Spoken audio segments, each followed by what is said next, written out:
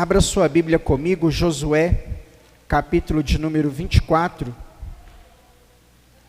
Josué,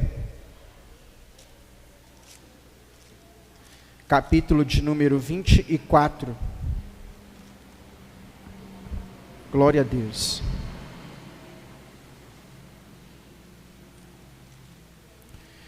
Josué, capítulo de número 24. Nós vamos ler do 13 ao 15.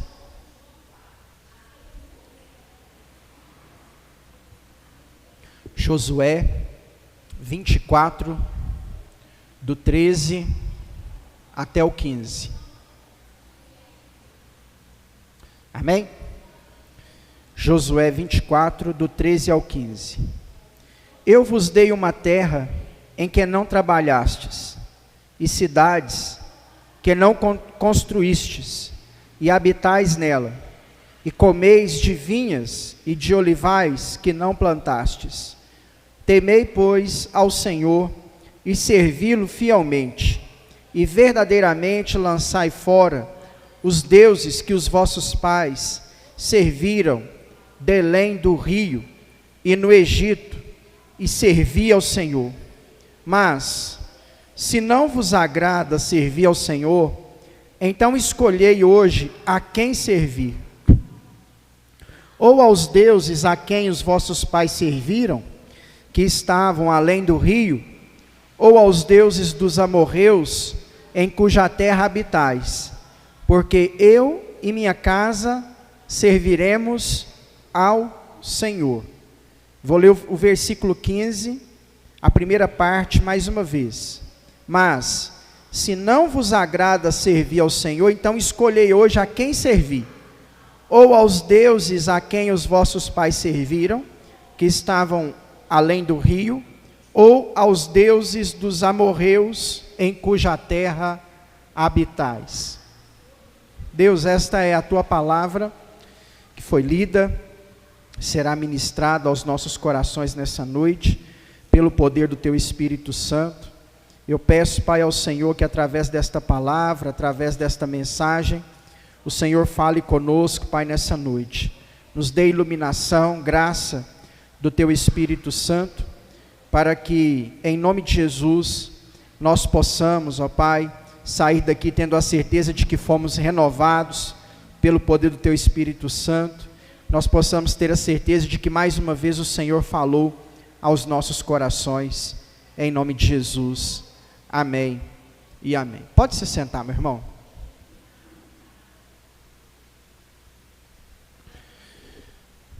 Esse momento da história de Israel, que nós lemos, é um momento bem importante, fundamental na vida dos israelitas, né? Eles saem, liderados por Moisés, do Egito, cruzam um deserto de 40 anos, né? Após 40 anos, Moisés morre. O próprio Deus sepulta Moisés, estabelece Josué como líder do povo.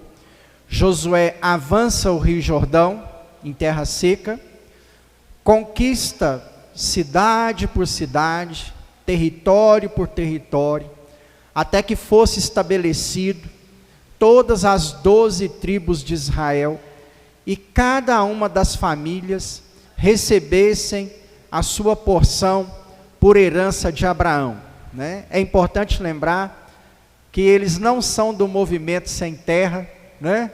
Eles não invadiram uma terra que não era deles, muito pelo contrário. Abraão compra essa terra, vive nessa terra.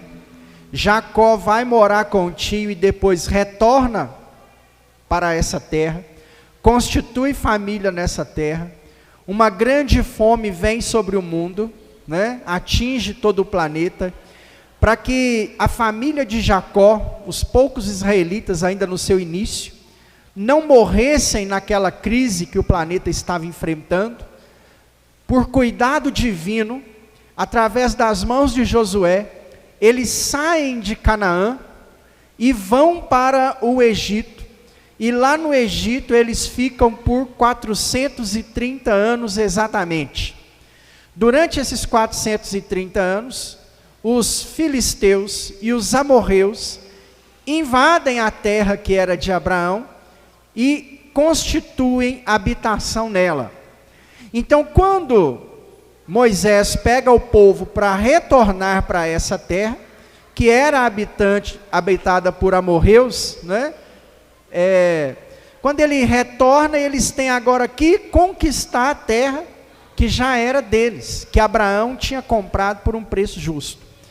Então eles conquistam novamente a terra, cidade por cidade, território por território, estabelecem as 12 tribos de Israel, e na hora que o negócio está prontinho, Josué chama o povo, convoca toda a congregação e faz um discurso de compromisso com esse povo.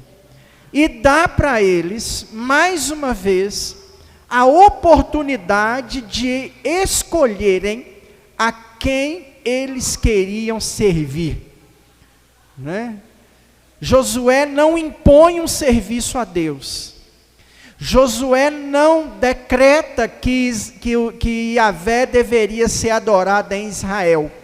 Ele oferece os deuses como opção, para que aquele povo que acabara de se estabelecer naquela terra, adotasse como o seu Deus.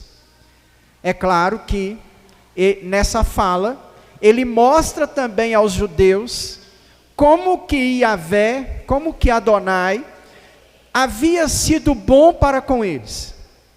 Porque estava dando a eles uma terra que não foi eles que pagaram por ela, foi Abraão.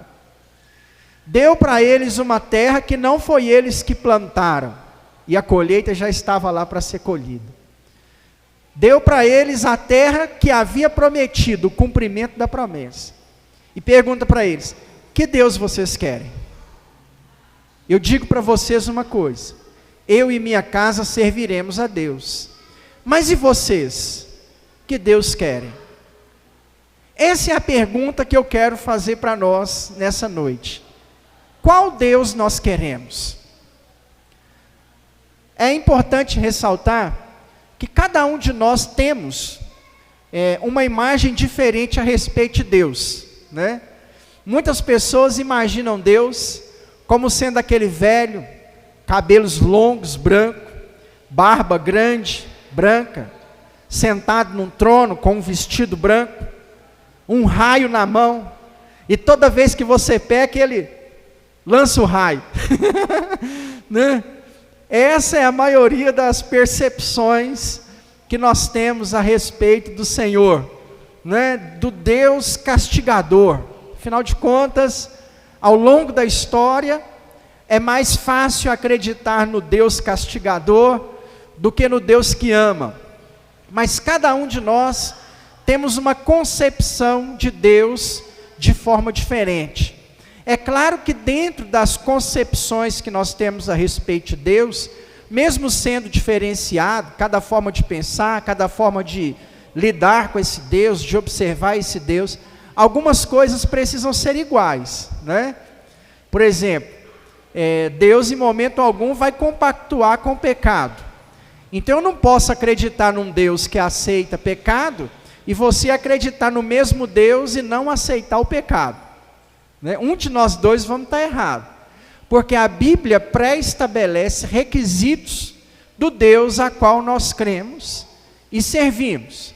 Mas cada um de nós, quando eu digo temos uma percepção diferente, nós até conseguimos perceber isso melhor no nosso relacionamento com Deus.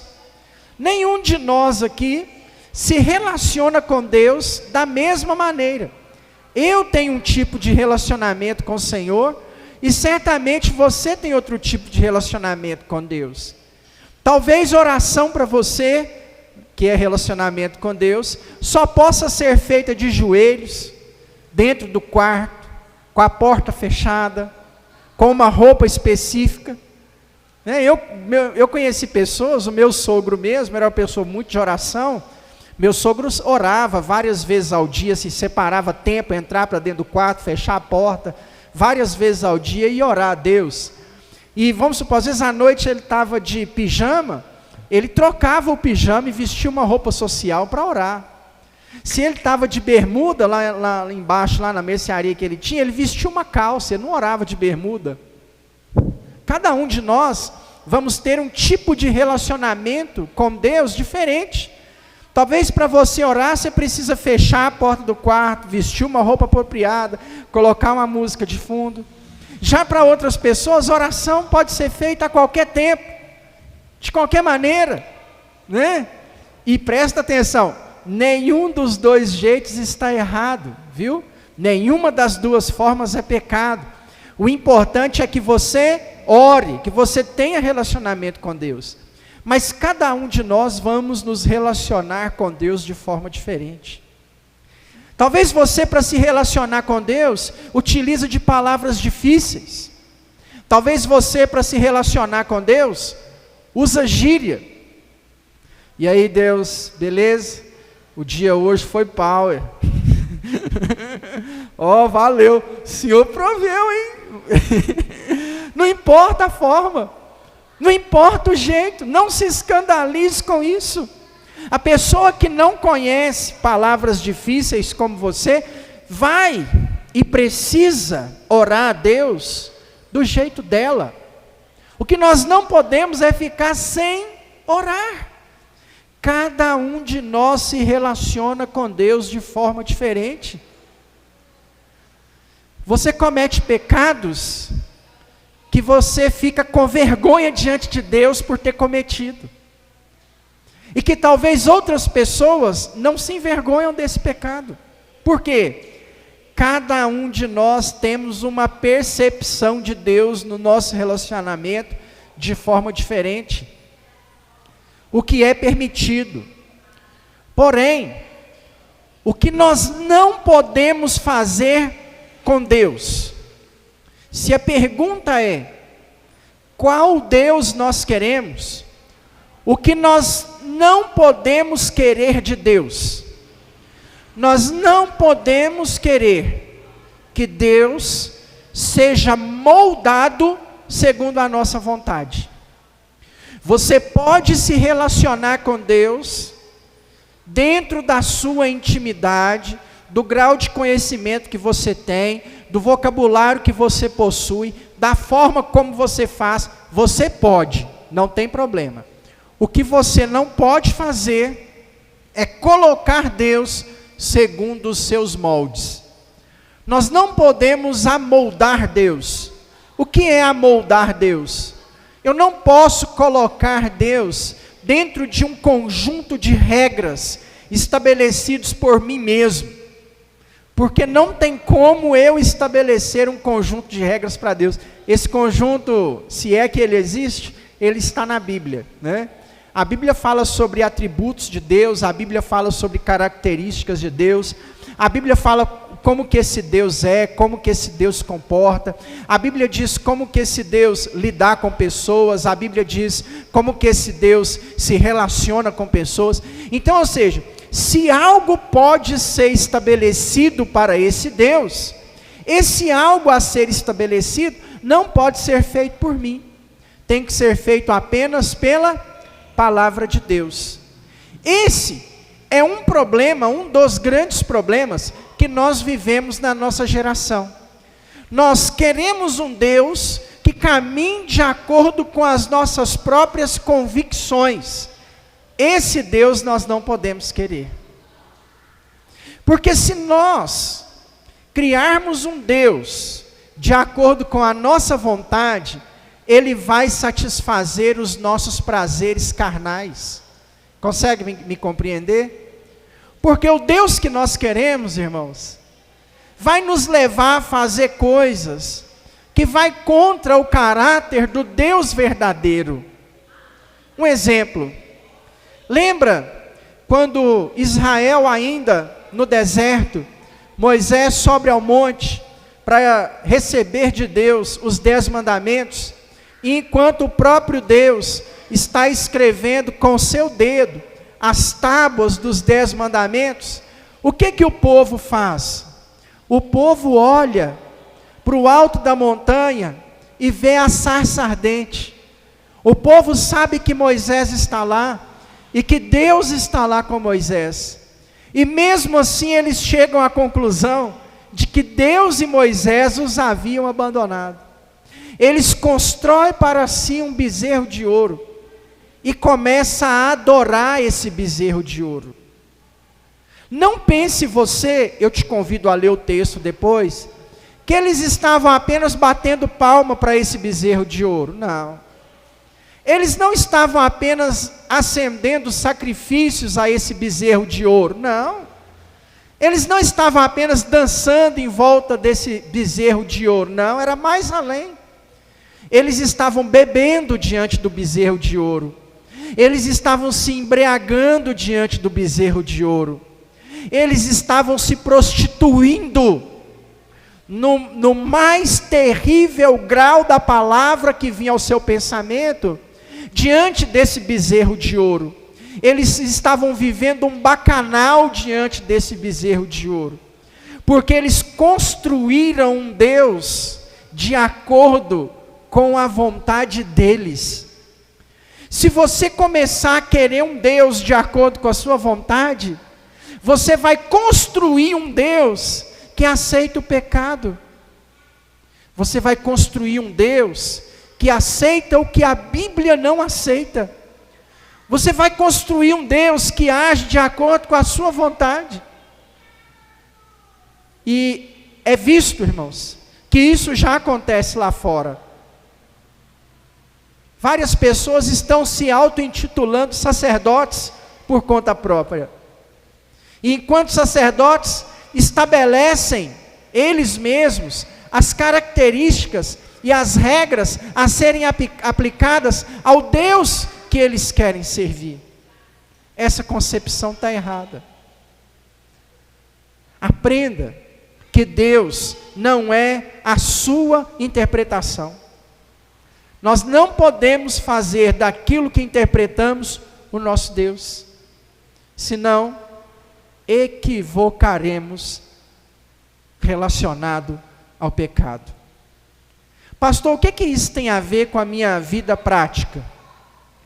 De forma inconsciente, nós vivemos num tempo onde isso está acontecendo, devido a alguns problemas, como por exemplo, a distância que nós estamos criando da Bíblia, né? A igreja ela tem criado uma distância da Bíblia. Nós temos desapegado da palavra de Deus, não podemos deixar isso acontecer, temos que lutar. Isso não quer dizer que temos que aceitar, muito pelo contrário. Leia a Bíblia, faça propósitos de leitura bíblica para ler em um ano, aproveite que o ano está acabando, o novo ano vai começar. Leia a Bíblia durante o ano de 2023, né? São 4 capítulos por dia, de segunda a sexta, você vai ler tudo em exatamente um ano. Se você começar 1º de janeiro, você vai acabar por volta de 10 a 12 de dezembro.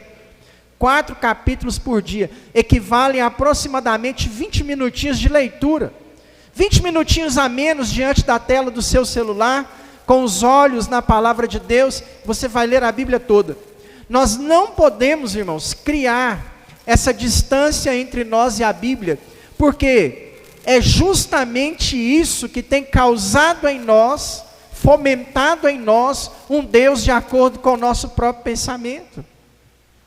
Quando nós vamos servir ao Senhor e alguém fala alguma coisa, a gente pensa assim, Deus não deveria ser assim, Deus deveria ser dessa forma, isso aqui não me agrada, então eu vou deixar isso que não me agrada e vou caminhar com algo que me agrada, porque Deus tem que ser de acordo com o meu pensamento.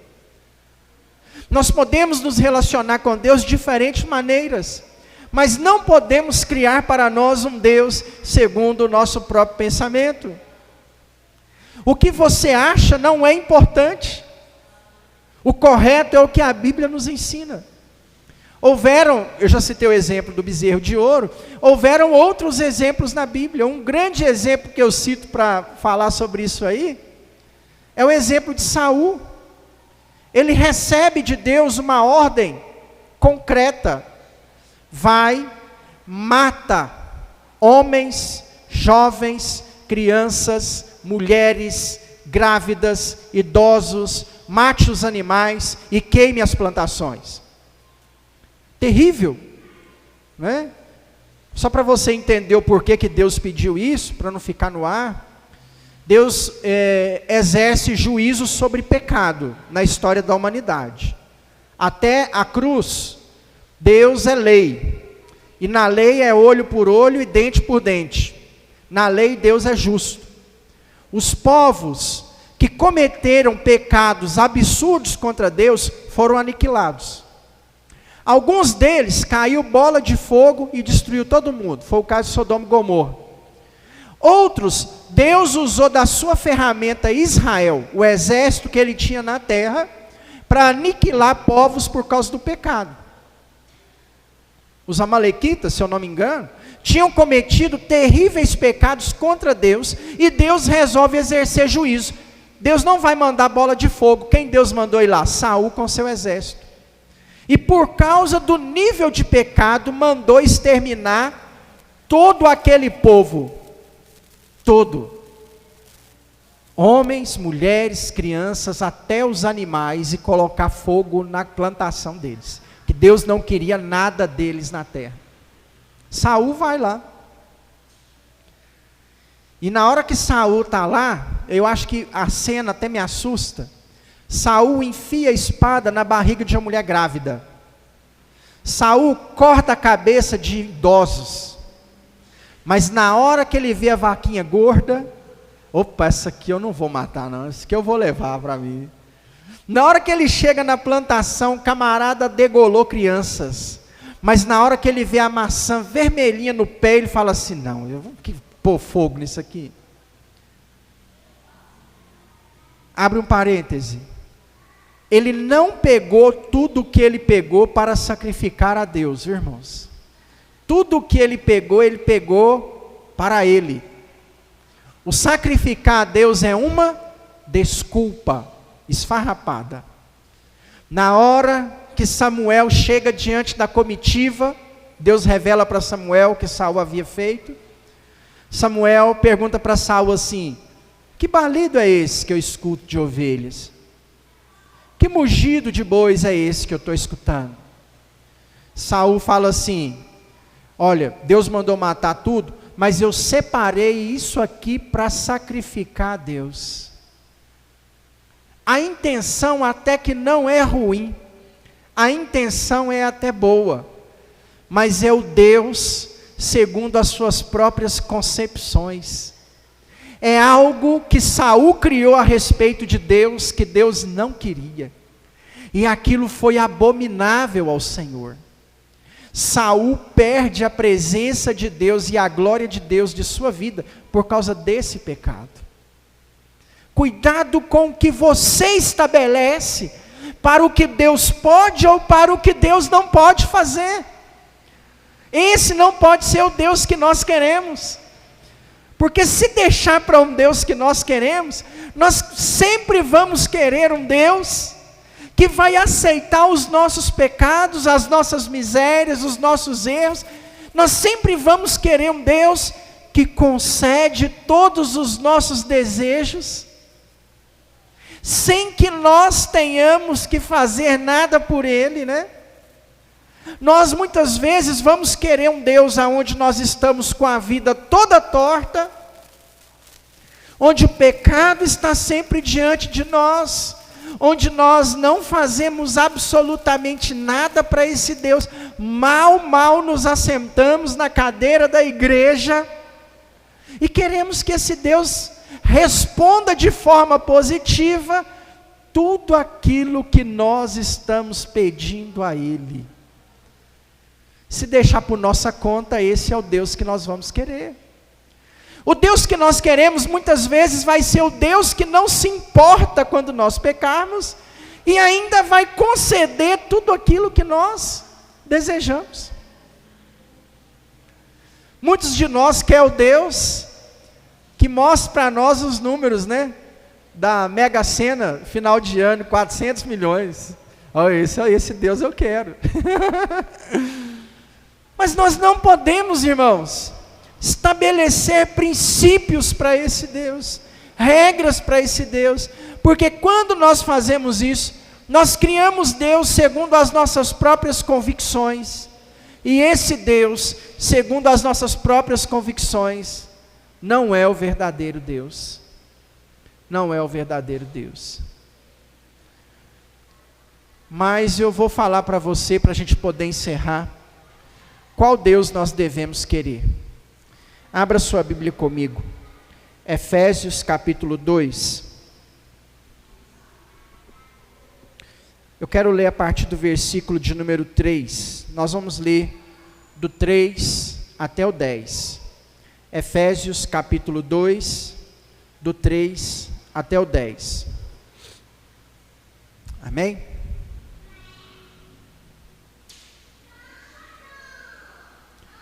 Efésios capítulo 2, do 3 ao 10.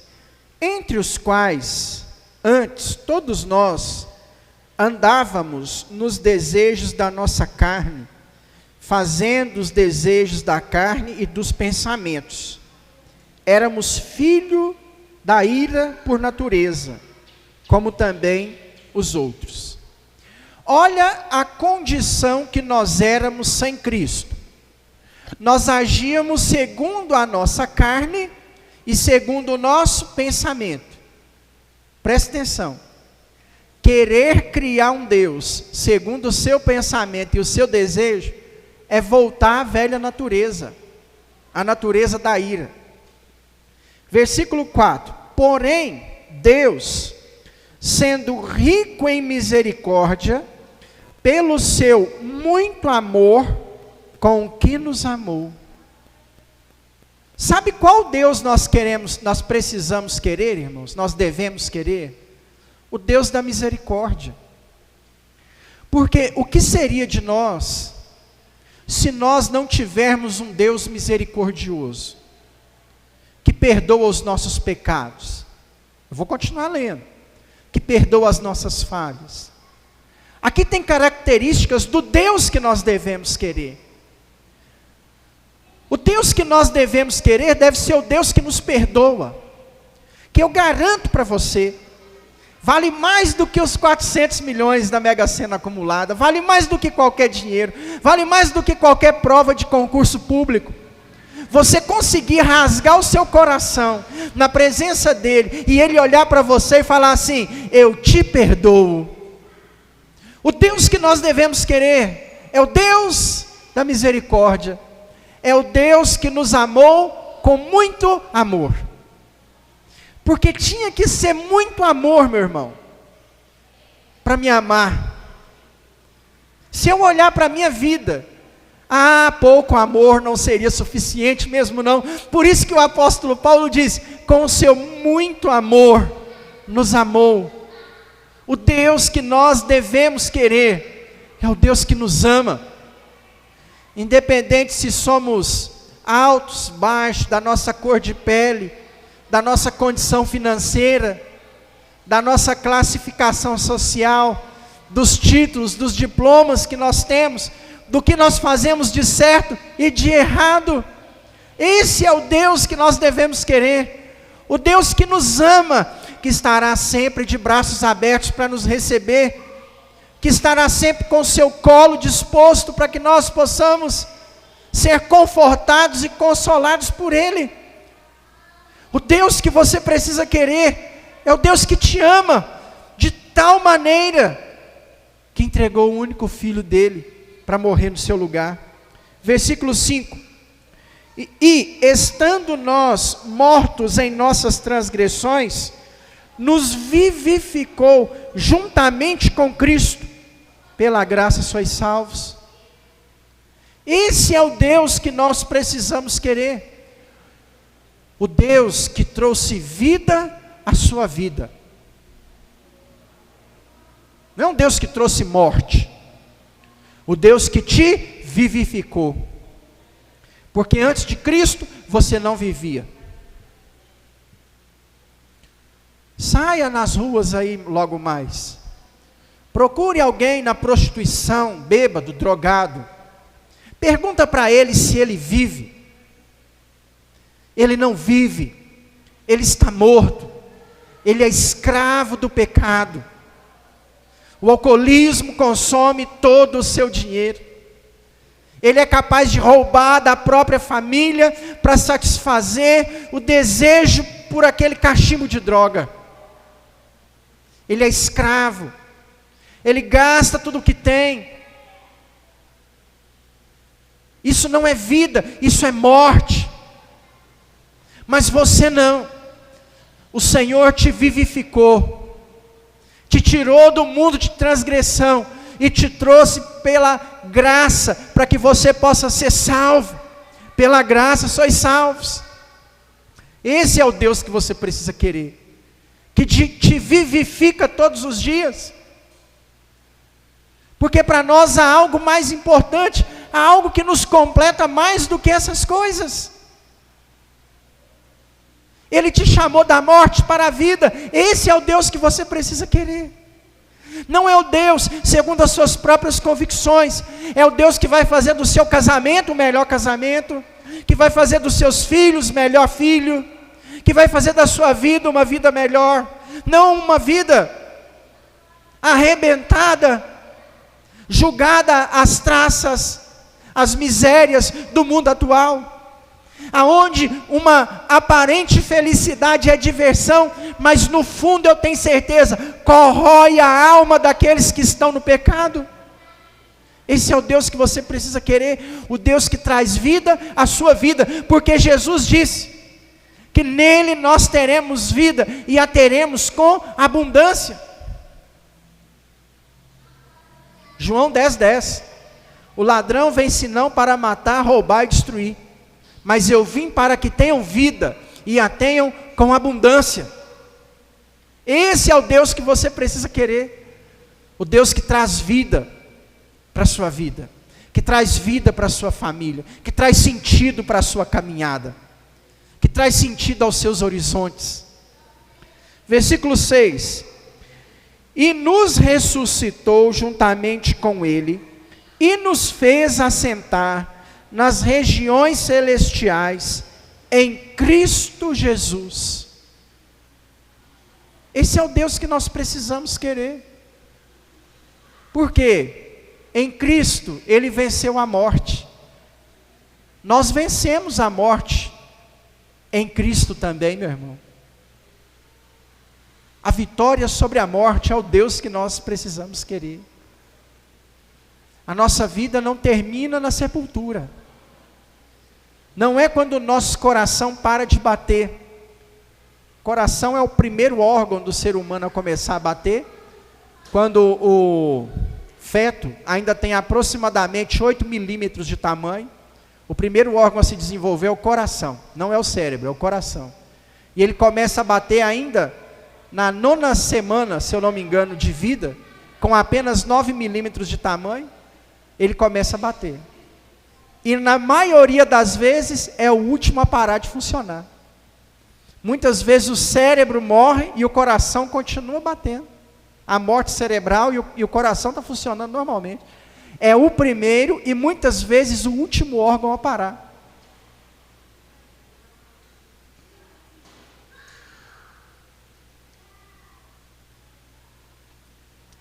Nos vivificou juntamente com Ele, em Cristo Jesus. Eu estava falando que em Cristo, né, nós vencemos a morte, não termina na sepultura. A nossa vida começa lá no feto, com o nosso coração começando a bater, e a nossa vida não termina quando o coração para de bater.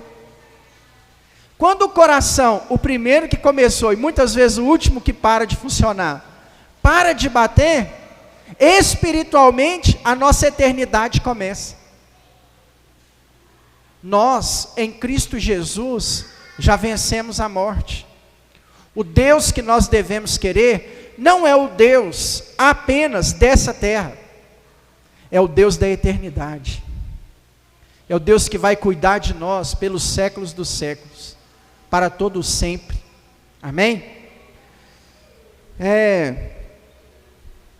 Versículo 6, e nos ressuscitou juntamente com Ele, nos fez assentar nas regiões celestiais em Cristo Jesus. 7, para mostrar aos séculos que se aproxima a extraordinária riqueza da sua graça, pela bondade de Cristo Jesus para conosco. Esse é o Deus que nós precisamos querer, para mostrar aos anos que se aproximam a extraordinária riqueza da graça pela bondade de Cristo Jesus para conosco. O Deus que nós precisamos querer não é um Deus que vai nos abençoar só nas regiões celestiais, não. Ele vai nos abençoar também nesse tempo. Só que não é para satisfazer a sua vontade. É para mostrar aos anos que virão, as pessoas que estão à sua volta, como Deus é bondoso para com você. Você consegue perceber como a bondade de Deus é sobre a sua vida? Como que Deus foi maravilhoso? Muitos de nós aqui, Ele deu um bom casamento, Ele deu excelentes filhos, Ele deu um bom trabalho, Ele nos deu vida. As pessoas olham para nós e pensam assim, olha, Deus foi bondoso para com você. Por isso que Deus nos abençoa também aqui nessa terra. Não é nem para satisfazer a nossa vontade, é para que as demais pessoas vejam como que Deus é bom para conosco. Versículo de número 8. Pela graça sois salvos, por meio da fé. Isso não vem de vós, é dom de Deus. Esse é o Deus que nós devemos querer. O Deus que como dom nos dá a fé, pela graça. Nos dá a salvação, pela fé. Que maravilha! Não é o Deus que aceita os nossos pecados, não é o Deus que satisfaz a nossa vontade, é o Deus que nos dá fé, é o Deus que nos salva por meio da graça. Versículo de número 9, não de obras, para que ninguém se glorie, pois somos obra sua, criado em Cristo Jesus, para as boas obras, as quais Deus preparou antes, para que andássemos nela. Esse é o Deus que nós devemos querer, que não nos salva por aquilo que fazemos, e que ao mesmo tempo nos abençoa, para que nós possamos praticar boas obras, refletindo o caráter dele sobre a sociedade.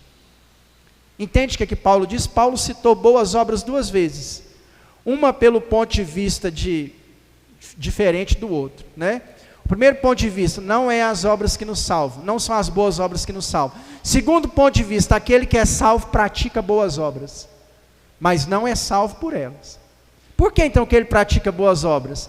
Para refletir a imagem do seu Criador na face da terra. Esse é o Deus que nós precisamos querer. O Deus que nos salva, o Deus que nos leva a trabalhar, o Deus que nos leva a nos mover pela presença e pela glória dele. Qual Deus você quer servir? E se Josué estivesse perguntando para nós nessa noite, qual Deus vocês querem? O Deus ímpio dos amorreus, que ficaram além do rio, os deuses do Egito, ou o Deus de Israel que preparou essa terra para vocês? A minha pergunta para você é, qual Deus você quer? O Deus que aceita tudo? O Deus que é conivente, que não tem regras? O Deus que realiza todos os seus desejos para este mundo apenas? Ou o Deus que te salva, que escreve o seu nome no livro da vida, que te usa na presença dele com boas obras? Ou o Deus que te ama, que é misericordioso com você quando você pecar, que vai estar sempre de braços abertos para te receber? Qual Deus você quer? Nós queremos, irmãos, o Deus deste mundo? Nós queremos o Deus deste século? Ou nós queremos o Senhor que vai nos levar e nos conduzir para a eternidade? Eu não sou o único a fazer essa pergunta, nem Josué foi o único a fazer essa pergunta. Até Jesus fez essa pergunta aos seus discípulos: a quem servis? A Deus ou ao dinheiro? Essa pergunta nós precisamos nos fazer sempre. Qual é o Deus que nós queremos servir? Ao Senhor, Rei dos Reis, que nos ama, que é misericordioso, que quer nos usar, que escreve o nosso nome no livro da vida, que tem eternidade para nós?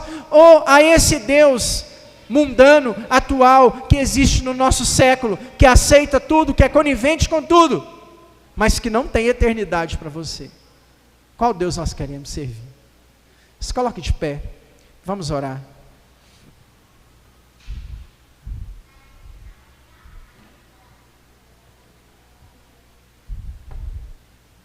Feche seus olhos nesse momento. Escolha pelo Senhor nessa noite. Amém? Diga para Deus que você quer Ele. Diga para o Senhor que você espera dEle. Eu sei que você tem muitos anseios, muitos desejos. Talvez